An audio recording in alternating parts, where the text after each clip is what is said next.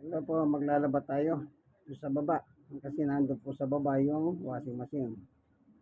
Po, ito yung lalaban. Kinikilo natin yan. Bali, mag-apat na kilo po yan. Na sorted na puti na hindi kumukupas. So, baba tayo. Yan. Doon tayo sa baba, oh. Third floor ito. Kaya dahan-dahan lang pagbaba. Baka madisgrasya tayo dito sa hagdanan. Po. May depekto yung pa ako eh. Kaya naging PWD ako nung araw kasi ngayon tuhod ko may tama. Ayan, oh. Kaya dahan-dahan lang tayo. Ito yung lalaban, dala-dala ko. Kulang-kulang sa 4 na kilong pinutian na decolor. No, yan. So second floor ito. Bababa pa tayo sa parang exercise na rin po ito. Kasi kung ilang beses kang bumaba ito, ganun ka rin aakyat. Kaya napakahirap. Ang sa ganyang mga may kapansanan, pero biyaya ng Diyos, may Diyos naman ang tumutulong sa kagaya natin. Ano po? Ayan. Dito na tayo sa baba. Nasa baba na tayo. Po. Kaya ayusin natin yung washing machine.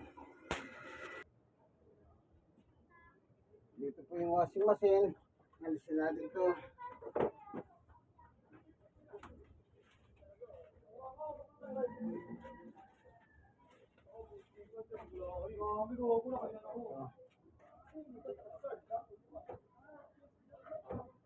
Yan. Tingnan natin, walang dumi. So ayusin muna natin yung drain niya. Ayusin ko, dadalit sa imbornal. Ito. Ito yung damit. Ayan, papunta yung imbornal yan. So, nakita nyo na, no?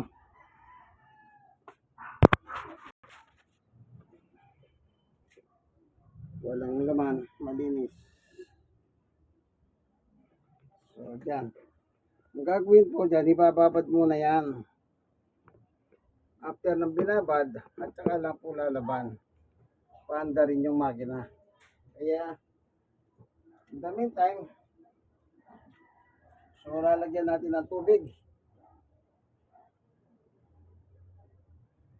Okay, meron pala akong tubig rito. Subugin natin, ano? Sayang naman ito.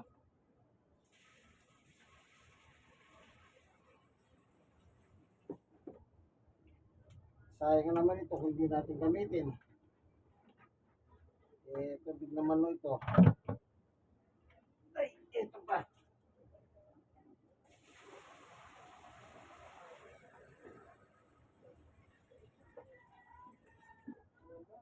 Yan.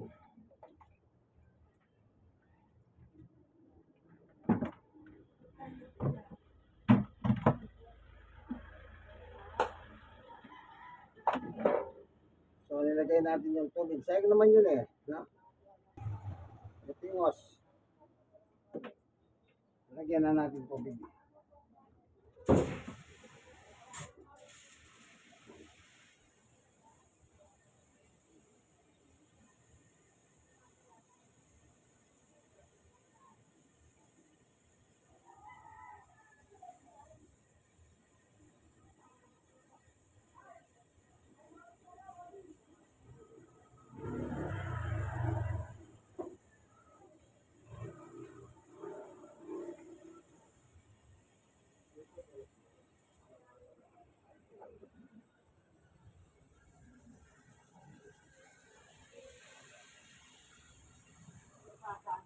So,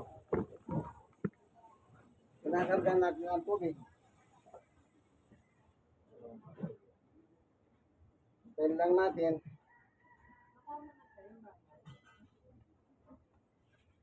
Itong gagamitin natin, pambabad, fried, at saka pagpabango. Saka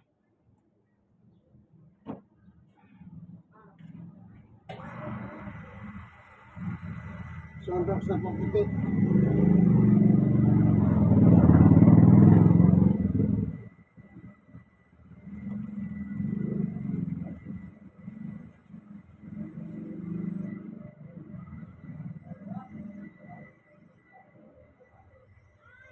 Ganyan lang po ano. Kaya tingnan natin.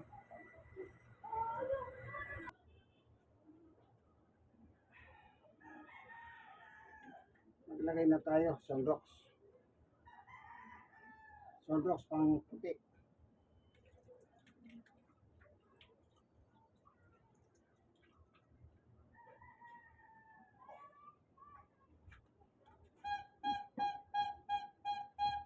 Saka ito. Sabon. Powder. Kasi bababad natin yung damit para mamagayin dumi at lalambot yung tela. Pagka nakababad, kailangan magpalipas ng 30 minutos para lumambot yung dumi, lumaga, para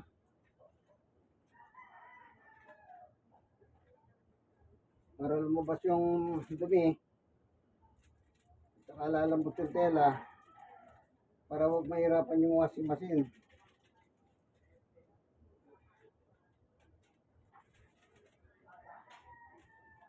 Ayan.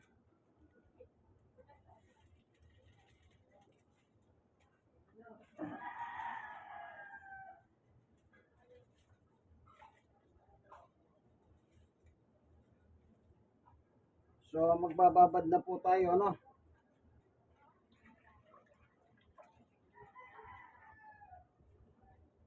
So kumot.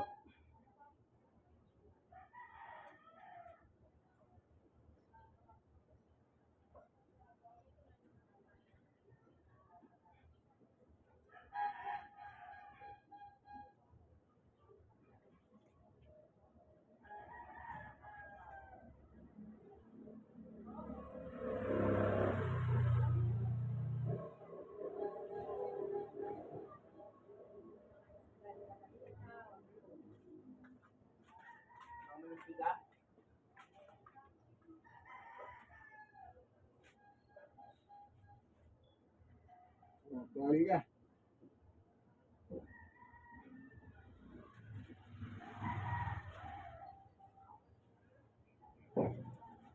Bait ko. Damit. Kulay puti. Tuwalya.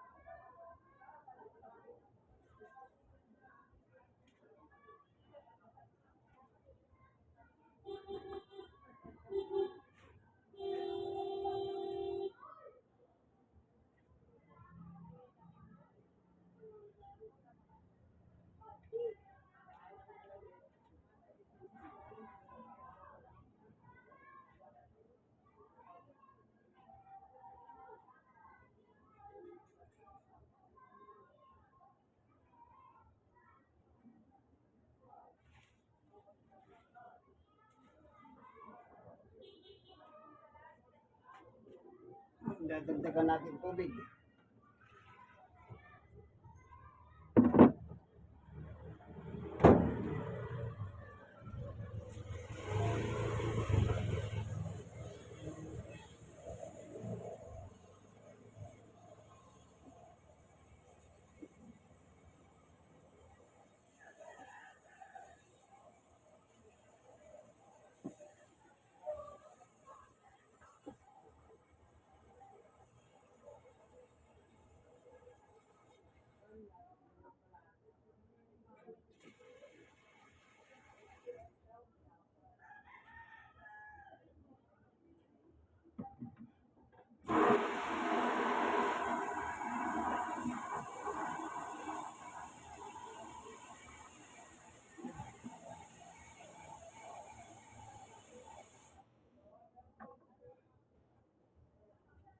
So,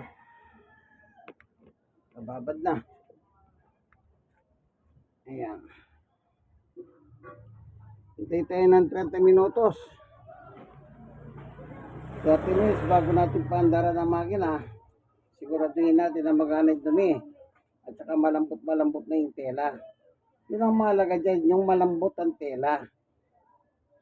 Hindi yung kalalagay yung paandarin mo yung makina. Mahirapan ang makina. Pero pag binabad mong ganyan, mga 30 minutes, smooth magtrabaho yan. Ang washing machine kasi Samsung ang pangalan ng washing machine na yan. So bakit natin kinikilo? Kailangan kinikilo ito kasi ito may sukat, ano? Ayan. Hanggang 4 kilos lang hanggat mari. Huwag na lalampas doon. Kasi mahirapan naman si washing machine, baka masira. Mahal pa naman. Sige po, ano? Nakababad na yung kaibigan guest brother Manny Bautista. Sa po ako senior citizen. 64 at the same time, stroke nose. 6 years and 6 months. At PWD, yung tuhod ko, ito, dito lang may tama naman. Hindi buho. Ito lang, dito lang. Kaya medyo mahirap yung hagdanan namin. Third floor kami. Kaya dahan-dahan kaninang bumababa kasi may dala ako. Ganon din, ano, pag-akyat. Sige, hanggang dito na lamang po sa awat tulong ng Diyos. May Diyos na tumutulong po sa akin. God bless us all. Wait natin yung 30 minutes bago natin paandarin si washing machine. God bless us all. Bye-bye. Yan na. Mamaya, after 30 minutes, tsaka natin paandarin. God bless us all.